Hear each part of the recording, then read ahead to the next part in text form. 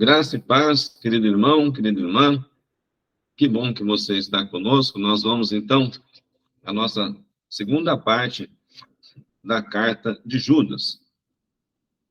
E pensando no texto mesmo que Judas escreve, como comentamos no início, para tentarmos perceber os temas que são mencionados, vou ler aqui com os irmãos, por exemplo, dos versos 5 ao 7, e veja você, com a sua Bíblia, acompanhando, quantos temas do Antigo Testamento surgem nesse trecho e que teriam alguma importância para o leitor da época e para onde a carta iria como conteúdo, o que eles poderiam extrair como ensinamento para o dia a dia deles ali no convívio da igreja cristã. Vejam só, são apenas 3 versos, dos versos 5 ao 7. Quero, pois, lembrar-vos, embora já estejais cientes de tudo uma vez por todas, que o Senhor, tendo libertado um povo, tirando da terra do Egito, destruiu depois os que não creram. Verso 6. E a anjos, os que não guardaram o seu estado original, mas abandonaram o seu próprio domicílio, ele tem guardado sobre as trevas, em algemas eternas, para o juízo do grande dia. Verso 7. Como Sodoma e Gomorra e as cidades circunvizinhas, que havendo se entregado à prostituição, como aqueles, seguindo após outra carne, são postas para exemplo do fogo eterno, sofrendo punição. Nesses 3 versículos, quantos temas você consegue ali puxar do Antigo Testamento? Identificar. Bem, tirando da terra do Egito, tudo que o povo hebreu sofreu no Egito, cerca aí de 430 anos para serem libertos do Egito. Depois, a peregrinação pelo deserto, cerca de 40 anos peregrinando pelo deserto. E aí vem a identificação do que acontece com aqueles que não creram. Os que não creram foram destruídos nessa peregrinação no deserto. Destruídos como? Várias maneiras aconteceram ali, várias formas de punição, digamos assim. Olha só, além do Egito, fala dos anjos que nós já comentamos, chamados anjos caídos, e ele tem guardado esses anjos sob trevas. Estão em algum lugar, algum abismo. Lá no Apocalipse nós vamos ver que há um endereço, que alguns anjos são soltos do abismo. E eles podem fazer algumas coisas contra os moradores da terra, sob a permissão do Senhor, a permissão de Deus. Não é? Lá no Apocalipse. Inclusive, essa carta de Judas, em alguns momentos, parece ser uma abertura do livro, uma breve introdução do livro do Apocalipse. E logo na sequência, João vai ali escrever. E essa questão do juízo, tanto do dia do Senhor, como do fogo eterno, que pune, no caso, as pessoas,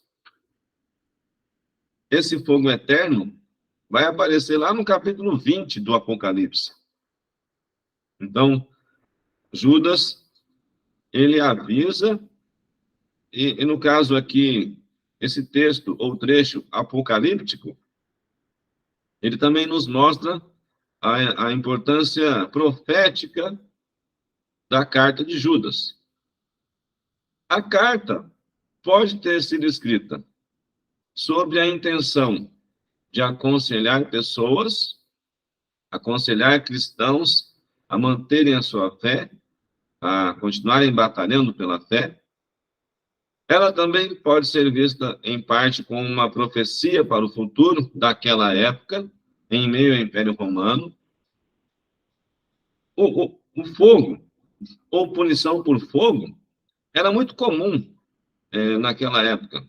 Porque algumas religiões e algumas tradições de países da época ali, povos da época, viam no fogo sempre uma forma horrenda de sofrer punição. Então, para aquela época, para aquele momento, uma das piores punições que poderia alguém receber seria ser lançado no fogo. Vai queimar. Inclusive, aquele filme Gladiador, que é um dos filmes épicos aí, que retrata um pouco da história do primeiro século, uma das práticas dos soldados romanos era chegar nas vilas e incendiar tudo, colocar fogo em tudo. O próprio apóstolo Pedro faz menção desse fogo. Então, o tema fogo como forma de punir pessoas, juízo sobre pessoas, naquela época. Veja só. E dos versos 8, no próprio verso 8, né, temos ali alguns temas. Diz assim: ora, estes da mesma sorte, quais sonhadores alucinados, não só contaminam a carne, como também rejeitam o governo e difamam autoridades superiores. Aqui nós temos a forma de ser relacionada às pessoas da época. O que é contaminar a carne? O apóstolo Paulo dá uma descrição ali, tanto em Romanos 1, como em Gálatas 5, sobre as obras da carne, a forma como as pessoas se relacionavam fisicamente, né? Questão de relação física mesmo. As impurezas praticadas pelo corpo, né? Daqueles que não tinham a Cristo. Olhando a questão dos governos, temos duas possibilidades aqui. Quem era o governo da época? O governo político, o governo romano. Mas será que é esse governo que Judas está falando? Quando fala aqui, pessoas que rejeitam o governo e difamam autoridades superiores. Quais seriam as autoridades da época? As políticas e as religiosas.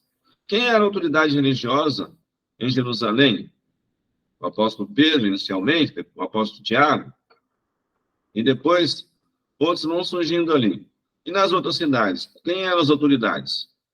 Então, essas pessoas que estão recebendo a carta de Judas, elas estão recebendo bastante conteúdo para pensar a respeito do passado que aconteceu com os hebreus lá atrás, durante o próprio Êxodo, a partir do livro de Gênesis, e um pouco do que acontece em Números e também em Deuteronômio. Então, tem essa base. Além disso, também temos aqui o que acontece na época do Senhor Jesus, envolvendo os romanos e os primeiros cristãos. E, na sequência, verso 11 diz assim: ai deles, porque prosseguiram pelo caminho de Caim, e movidos de ganância, se precipitaram no erro de Balaão, e pereceram na revolta de Corá. Novamente, no texto aqui, Judas nos traz informação sobre 3 momentos da história de Israel, a partir do Gênesis. Quando fala que o caminho de Caim, o que Caim fez com Abel? Matou Abel. Por quê? Por invejar Abel. Por não oferecer oferta, dar oferta ao Senhor de uma maneira agradável, mas sim de uma maneira desagradável. Por não se importar com seu irmão. Além disso, fala sobre a ganância, quando lá, em Números 22, temos a história de Balaão, a cobiça, para amaldiçoar o povo judeu. Né? Nós vamos vendo que esses temas são trazidos por Judas aqui. E pereceram na revolta de Corá, ou Coré. Quem foi Coré? Coré, Datã e Abirão. 3 pessoas que se revoltaram na época contra Arão. dizendo que o Senhor não falava apenas por Arão, mas também falaria por meio deles. E aí é feito ali um teste, né? Quando Moisés e Arão ficam tristes, se humilham, né? E dizem assim: então nós vamos deixar aqui a vara dentro da Arca da Aliança, e a vara que florescer será a qual o Senhor dá testemunho. Então Arão deixa sua vara ali, e aquele grupo também. No outro dia eles voltam, e é a vara de Arão que floresce. E aí, como juízo, a terra se abre, e os descendentes ali de Datã, Coré e Abirão são tragados, né? Pela terra. Abre-se uma fenda, como se fosse um terremoto, e aquelas pessoas recebem um juízo. Essa é a mensagem, né? Então, qual a intenção de Judas a trazer esse tema? Bem, verso 15, verso 14. Quanto a esses, foi que também Enoque profetizou, o sétimo depois de Adão, dizendo: eis que veio o Senhor entre as suas santas miríades. Como é que esse tema da volta de Jesus, com suas santas miríades, está sendo explorado aqui, anunciado por Judas? Verso 15. Para exercer juízo contra todos e para fazer convictos todos os ímpios acerca de todas as obras ímpias que impiamente praticaram e acerca de todas as palavras insolentes que os ímpios pecadores proferiram contra ele, contra o Senhor Jesus. Bem, olha só.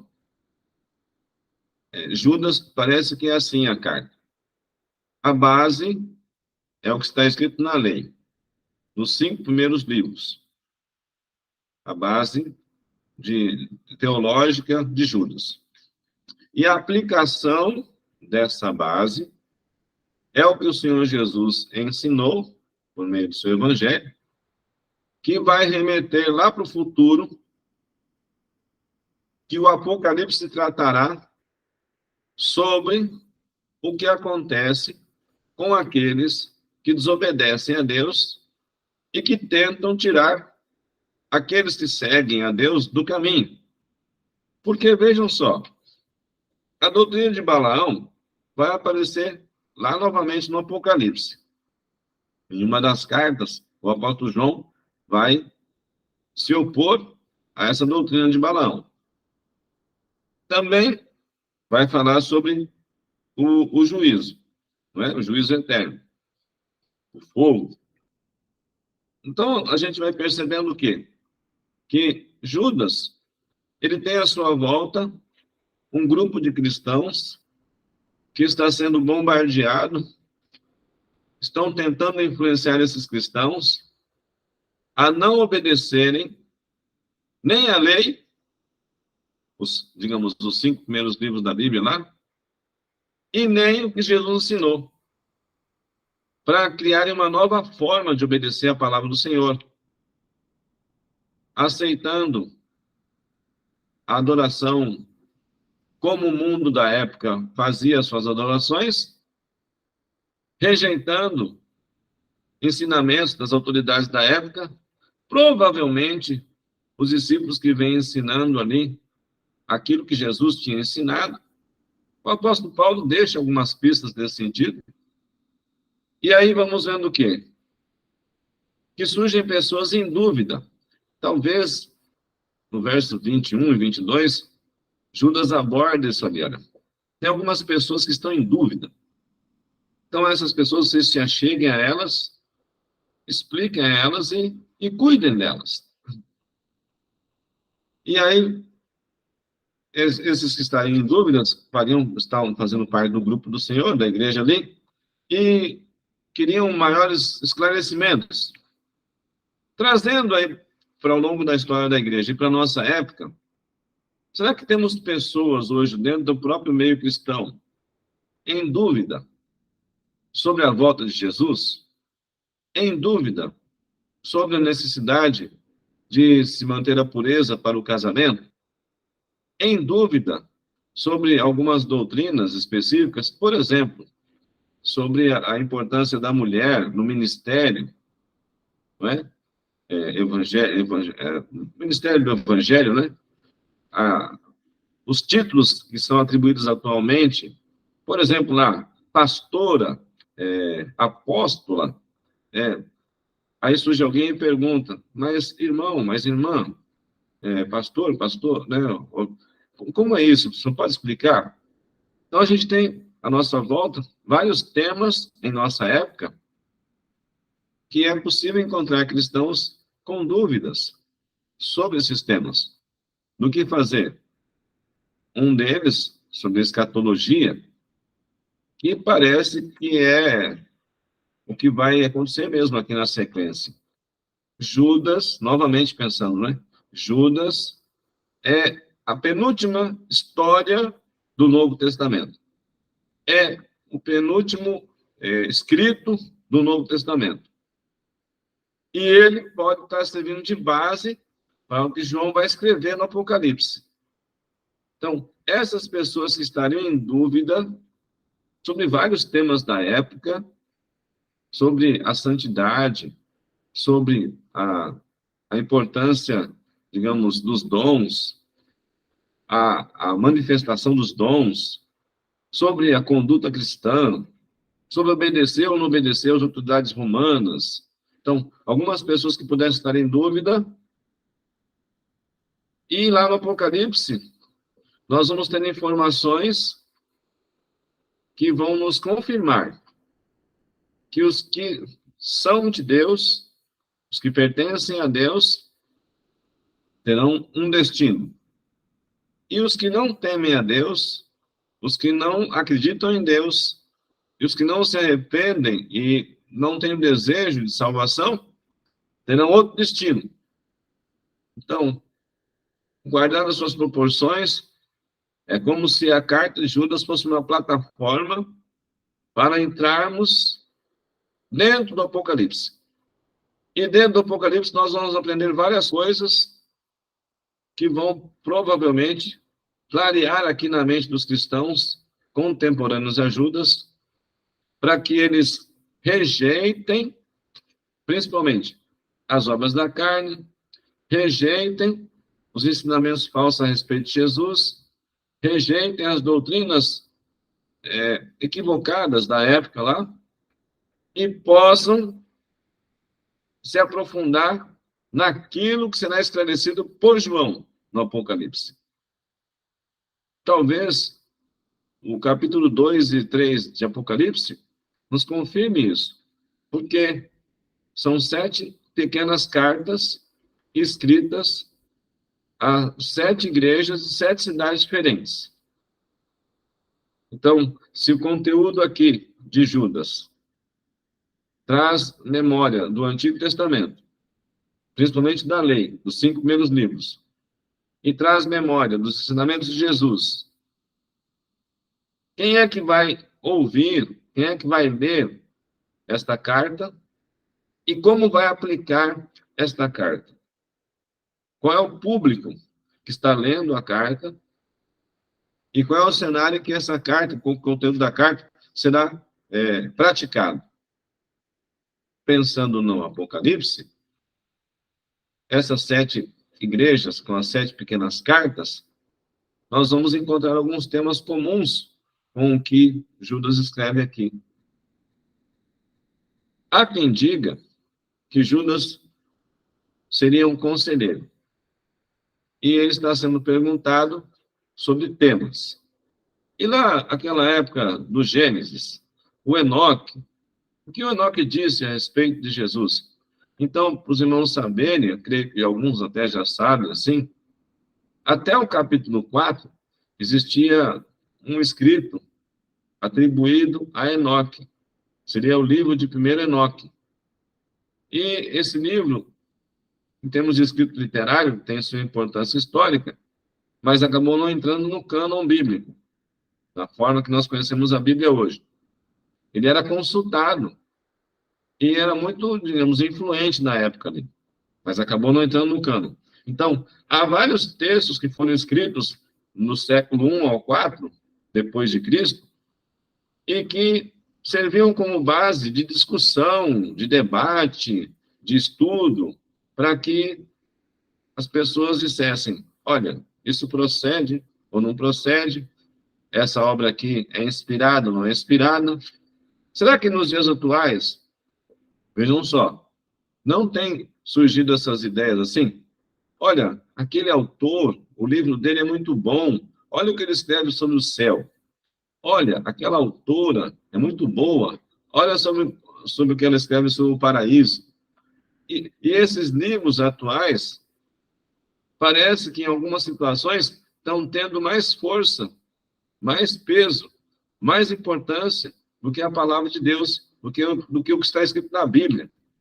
Então, às vezes, as pessoas citam mais o que o autor daquele livro disse do que o Senhor Jesus disse, ou o próprio Judas e Tiago e João disseram na Bíblia sob a inspiração do Espírito Santo. Então, fazendo paralelos aí sobre aquela época de Judas e a nossa época, nós vemos que temos muitos temas sendo explorados no meio cristão, mas com interpretações diferentes, com aplicações diferentes. Isso aí tem gerado dúvida na cabeça de muitos cristãos.